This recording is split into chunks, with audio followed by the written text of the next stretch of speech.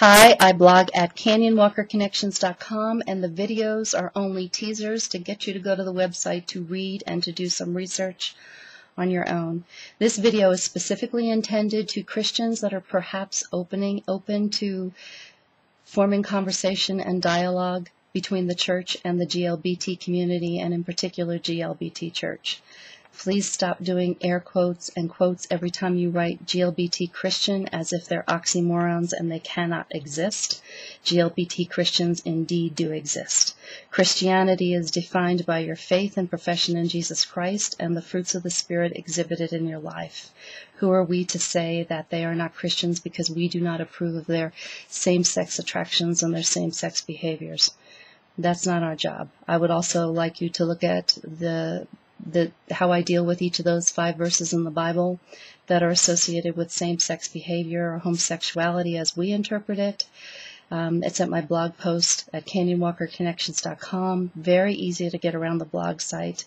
Look at each of the verses and see if maybe you can see that there's a different point of view, because I have a different point of view than I used to as recently as 2004.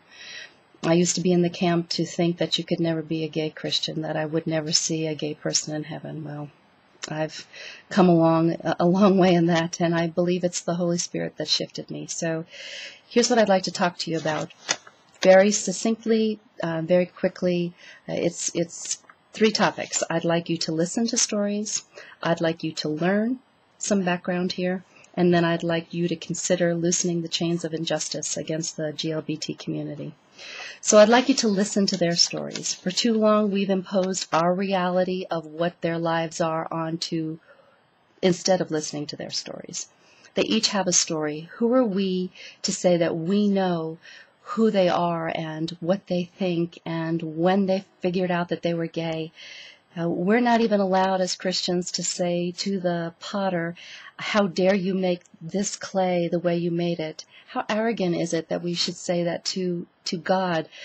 How dare you make this other person this way? That's a really pretty high form of arrogance. Why don't we start listening to their stories? If you have GLBT friends and family, why don't you ask them just a few things? When did you know you were gay? How difficult has it been for you to follow God with the church and society standing in the way of that? Have I hurt you in any way? These would be the Jesus questions to ask people. You may not even agree that homosexuality is not a sin, but as a Jesus person, it would be a kindness to ask somebody and to be in dialogue, to understand their story. So please, listen to their stories. They have a story, and it is not your story. I cannot stand when somebody thinks that they know what I'm thinking or how I feel about something without even asking me. And this is a huge issue. Stop doing it to the GLBT community. I'm also suggesting that you learn. On my website, canyonwalkerconnections.com, there is a resources tab that will give you some wonderful books to read, to investigate. Some on my blog roll, there's some other sites that you can go to do some learning. And in my own blog posts, there's some wonderful, I think, some wonderful dealings with these verses and other topics within the church and the GLBT community. So please consider. Just consider, if you have GLBT friends and family that you love, why don't you just consider taking an hour out of your life, turning off the television, not choosing to do something else, and investigating this topic for 1 hour. We have spent generations and years listening to what society tells us, politicians tell us, and what we're being told from the pulpit. Why don't you just see that there's could be another point of view and come to your own conclusion? And then I would suggest very much, after you read what I've had to say and what other people have had to say, sitting down with your own Bible, a concordance, the Strong's Concordance, written in 1895 before all kinds of political or biblical biases, social biases came into our Bible. Did you realize, for instance, just 2 instances, the Catholic Bible until 1967 translated the words in 1 Corinthians and 1 Timothy, Malakoi and Arsenicoite, as masturbators. And somehow when the new Bible came out in 67, the word was no longer masturbators but homosexual. I guess the churches weren't full enough, and we had to just draw a line around a different sin. So, and also in about the same time, the New American Standard Bible was also translated as male prostitutes, and that got translated as homosexuals. I mean, don't you see that this could possibly be a problem with translations? Translations are an issue. So take some time to learn about what those original words really mean, because every time that homosexuality is spoken about in the Bible, I believe it's in instances of sexual abuse, rape, prostitution, or in circumstances of idolatry to other gods. And that's the thing that's getting God, is that idolatry issue.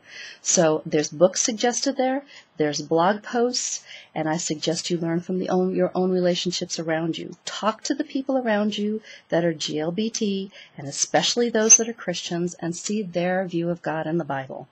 58% of the GLBT community says they have made a profession in Jesus Christ. So, you know what? It's not your job to stand in the way of that profession. So, learn some other things around from all these different resources I'm going to point you to. And the last thing I want you to do is, if indeed you're a Christian and you're listening to this, do you understand that God says that He's going to judge your religion on the way you do certain things, the way you treat people on the edge? He's going to judge your faith on how you treat the less than, the ones that have injustices done towards them, the poor, the ones that need shelter, the hungry, the ones that need clothing. I live my life by Isaiah 58. I love Isaiah 58, and the way that chapter starts is, God says to tell Isaiah, shout. Shout to these people. They are so arrogant. They do their religion in the way they choose to, and they wonder why I don't listen to them. You tell them this. This is not what I want. I don't want their studying and their way of following me that they're doing. This is what I will judge them on. This is what faith in me looks like. It looks like loosening the cords of injustice upon others. It looks like feeding the poor and helping those that need shelter and helping those that are hungry. This is how God says He will judge our faith. And if you're still struggling with homosexuality, you don't want to loosen those cords of injustice, there is a program, personal interest. There is a program, an outreach program to the homeless and the poor at the University Methodist Church in Austin, Texas, on Guadalupe, and I'll put the link on here. If you want to give money to reach the poor as part of your faith, I will put that link here. My buddy Bill runs that program, co-runs that program, and that would be one way of expressing your faith. So loose the cords of injustice and serve the poor. How did it become that we as Christians are known for who we hate?